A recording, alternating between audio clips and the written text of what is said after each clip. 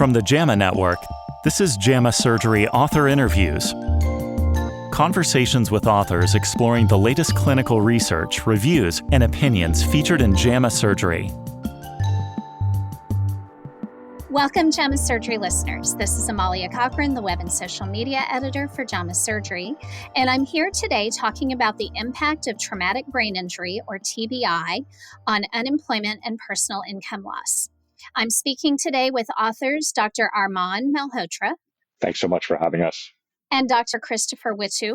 Yeah, thank you very much for inviting us on. Thank you. And they are both at the University of Toronto in Ontario, Canada. I was a bit surprised to learn that there was a research gap around the impact of traumatic brain injury on employment and personal income, particularly because we do have a reasonable understanding of the direct healthcare costs of TBI. Will you tell me how you all recognize that there was something important for us to examine here? Absolutely. To clarify a little bit of the terminology between direct and indirect costs, the costs incurred as a result of medical care delivery, such as outpatient prescriptions, physician services, procedural costs, inpatient resources, these are often lumped together as direct costs. Indirect costs are often harder to measure and reflect labor market ramifications, such as work productivity losses, reductions in spousal income, caregiver costs, increased home costs for accessibility reasons.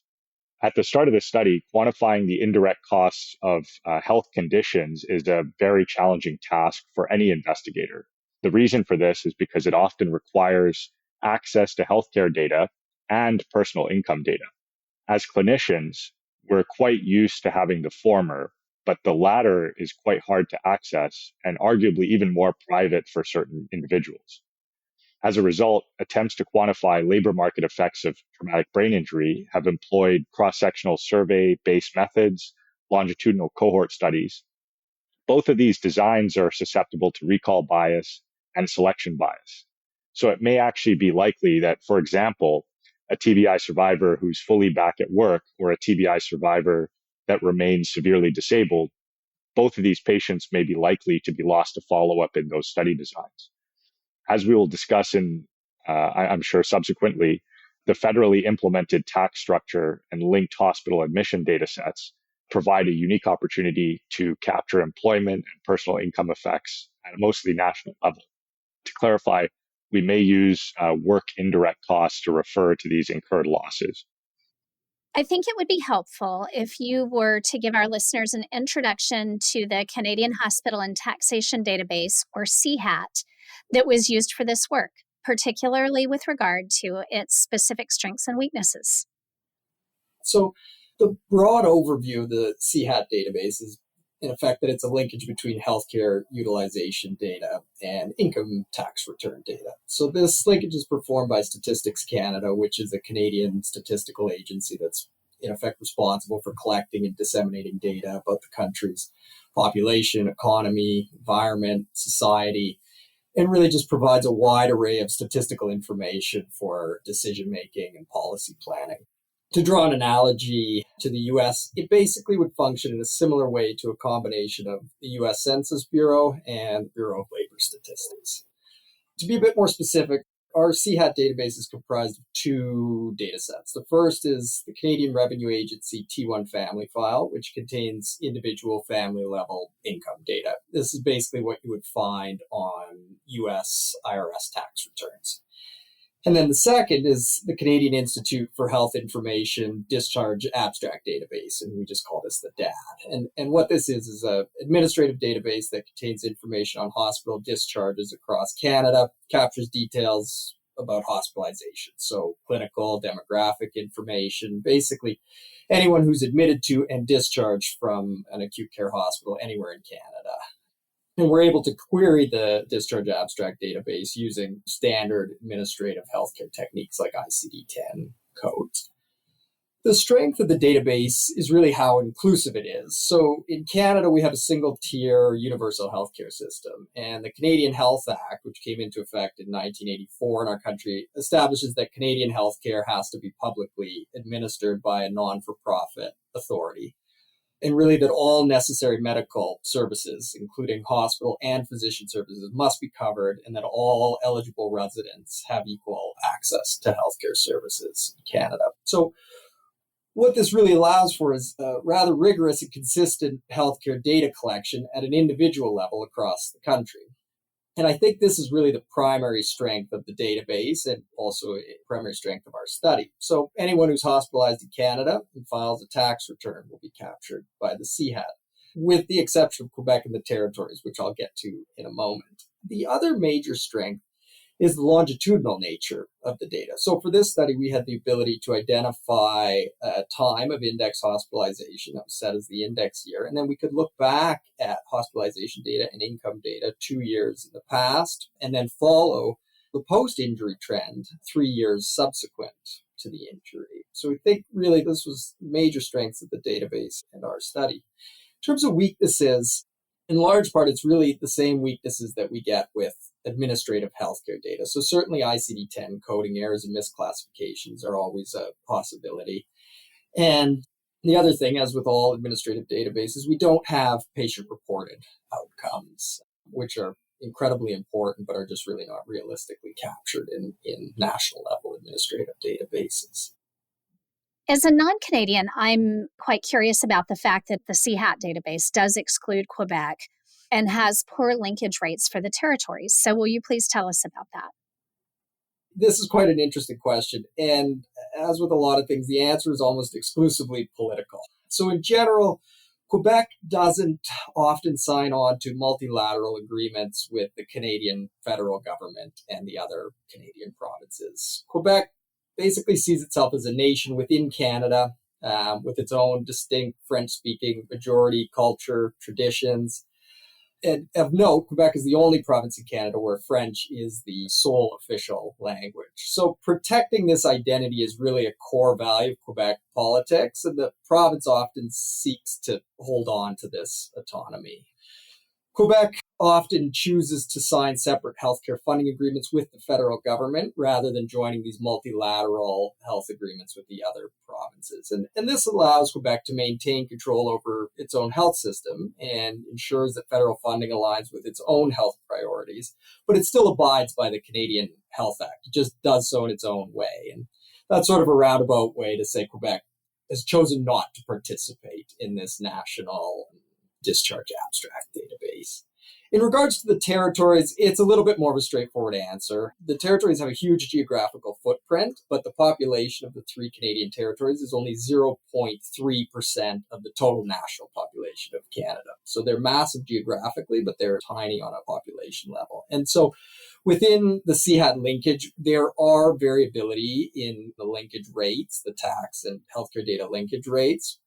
And with such a low population, we did have some methodologic concerns about reliable capture in this small patient population. And we selected to exclude it, but we've highlighted this as a study limitation, though we don't believe that it would have any major impact on the overall results. Reading the methods section for your work highlighted for me how sophisticated the project design needed to be to achieve meaningful findings. What was your biggest challenge in both the design and the execution of this particular study? Thanks so much. No, that's a great question. With regard to the methods in the study, we used a matched difference in difference study design. Sometimes that's referred to as a DID study. This is a quasi-experimental method that's quite popular in econometrics. The reason it's very helpful is it is a way of inferring the impact of a particular event. So for example, if you have pre and post longitudinal data, it's a commonly used method. So in our case, we had longitudinal data, which was mentioned earlier, in the form of annual tax return data. In this situation, the longitudinal variable was an individual's personal income, which is filed as part of annual tax return captured in the 2 pre-injury years and 3 post-injury years. The crux of the DID analysis really boils down to a longitudinal mixed effects regression using a time injury status interaction term. Now, these kind of models are often reported, however, they're not called difference in difference regressions or analyses. The reason that our analysis was described as a DID analysis is because it importantly estimates a causal effect by asserting that we have a valid counterfactual. So the way we accomplish this counterfactual is by resampling time periods from within our cohort in which other patients were uninjured. To just be extremely explicit about what we mean by the counterfactual, it's for any given individual, oftentimes we only measure what happens to them or what didn't happen to them. In a binary outcome, it's either that they had an event or didn't have an event. We're almost never able to estimate what would have happened to the patient should they have not had what was actually observed. This is the counterfactual that we're trying to estimate. And the way we did that is by performing this matched DID analysis. So this matched cohort was therefore more likely to be balanced for unmeasured confounders that might predispose any given individual to experience a traumatic brain injury. For example, risk-taking behavior or recreational activities that they perform. Through visual inspection and event study simulation, both methods we discuss in the methods section of the paper, we demonstrated that the parallel trends assumption was not violated. In this setting, with all of these assumptions confirmed, the longitudinal mixed effects regression can now be considered a difference in difference estimate, which is interpreted and reported in the way that we have. And so this actually gets at more of a causal estimand rather than something that's inferential from a longitudinal mixed effects regression without these other methodological descriptives. I was struck by the consistency of the change in unemployment rates over time for the TBI survivors. I know that in the study specifically, you compared it to the controls that you generated, but do you have any sense of how it also compares to the general population? Yeah, this is a great question. And Armaan has already alluded a bit to our decision to focus on control. So we chose to use pre-injury data from subsequently injured individuals as our comparative data. And so, as Armaan mentioned, individuals that experience a traumatic injury are known to differ from randomly sampled controls from the general population. This is really through confounders like risk tolerance, behavioral patterns. And so we felt that a comparison to the general population would risk the introduction of these unmeasured confounders, which we would not be able to control for. And so by using yet to be injured individuals, we've established this valid counterfactual. In regards to your question about consistency of the unemployment, we were actually also quite surprised by this finding. And so after a lot of careful thought, we really think it relates to a subgroup of patients who are affected by their injury to the point of being unable to reintegrate into the workforce. And what's really notable is that the personal income trends don't maintain this consistency. They actually rise with time following the injury. And we believe that this represents the majority of injured individuals who are able to maintain a level of productive employment that then slowly increases over time. So in effect, we think that there is really just a small subgroup of patients who are just injured to the point where they just can't come back to work, unfortunately. What finding was the most surprising to you all when you were completing the analysis? So there are a few notable findings that we discussed quite a lot as a team. First, I'll sort of frame the changes that we saw in personal income by just emphasizing the mean pre-injury income that we saw in the cohort. So the mean value we saw of pre-injury, so the 1 year prior to injury, the tax return data, was 42,600 Canadian dollars for the average patient. Now, it's notable that there was a reasonably sized standard deviation, so there was a reasonable amount of variance around this. But when you then look at the overall cohort having lost an average of $7,635 1 year post-injury, that's nearly 20% of their average pre-injury amount. When you further consider that most of the patients were actually mild TBI, the magnitude of this loss was quite surprising to us as it was material. And what we did show as well is it's fairly sustained over year 2 and year 3 post-injury. The other surprising result that we encountered was at the outset of the study, we had suspected there would be a relationship between the severity of traumatic brain injury and the magnitude of the income and employment loss. When we assess TBI patients clinically, we often look at the level of coma when they present according to the Glasgow Coma Scale. This categorizes a patient as mild severity injury, moderate severity injury, or severe injury.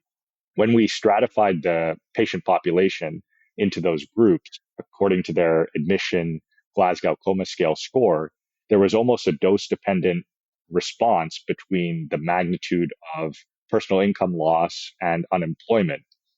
This was not necessarily surprising to us because we suspected it, but it really highlights the face validity of our study design and the results that we obtained. It also provides the first high-quality empirical national estimation of labor market implications of TBI stratified by injury severity.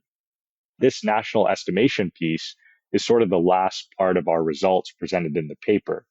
What we did is we looked at the total population of injured patients that we had identified, and we used the DID estimates to try to ascertain the actual incurred losses over a population within Canada.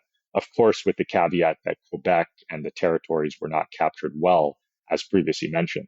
So we demonstrated that over $500 million of incurred personal income losses were incurred by the injured persons over the 3 post-injury years following their TBI.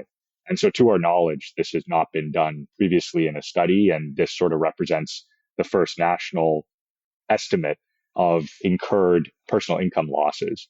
We think that this would be particularly interesting for health economists to perform societal economic evaluations, health policymakers, and neurotrauma investigators. It also highlights labor outcomes as a highly meaningful outcome to study in the trauma setting and underscores the importance, even for clinicians who are interacting with injured people, that this is an important thing to integrate into our assessments, even within the clinical setting and follow-up. I was going to comment on the fact that your findings really do clearly represent an important advance in our understanding of really the macroeconomic impacts of TBI.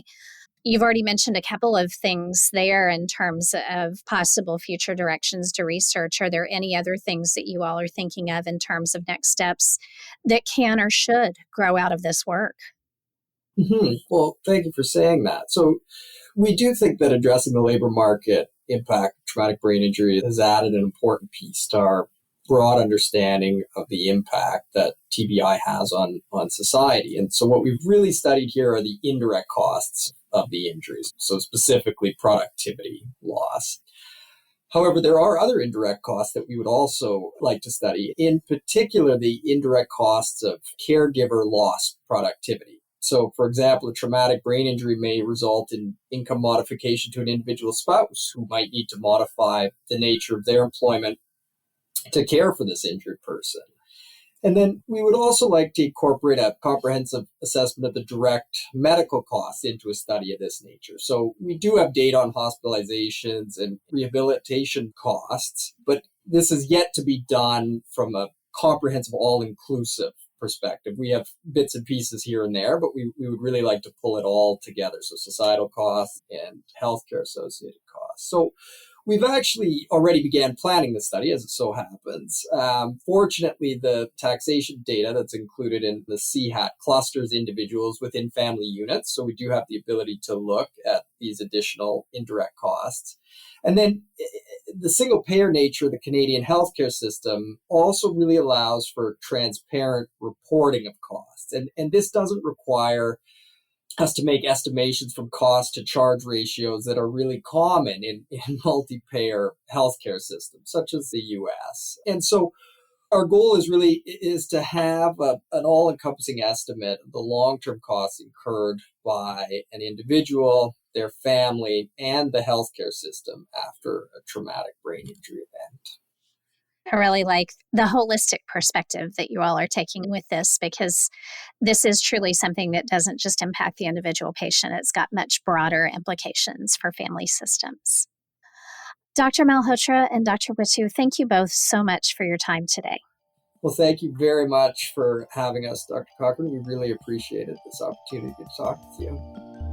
I'm Amalia Cochran, the Web and Social Media Editor for JAMA Surgery, and I've been speaking with Armaan, Malhotra, and Christopher Witiw about the impact of TBI on unemployment and personal income loss. To follow this and other JAMA Network podcasts, please visit us online at jamanetworkaudio.com or search for JAMA Network wherever you get your podcasts. This episode was produced by Daniel Musisi at the JAMA Network. Thank you for listening.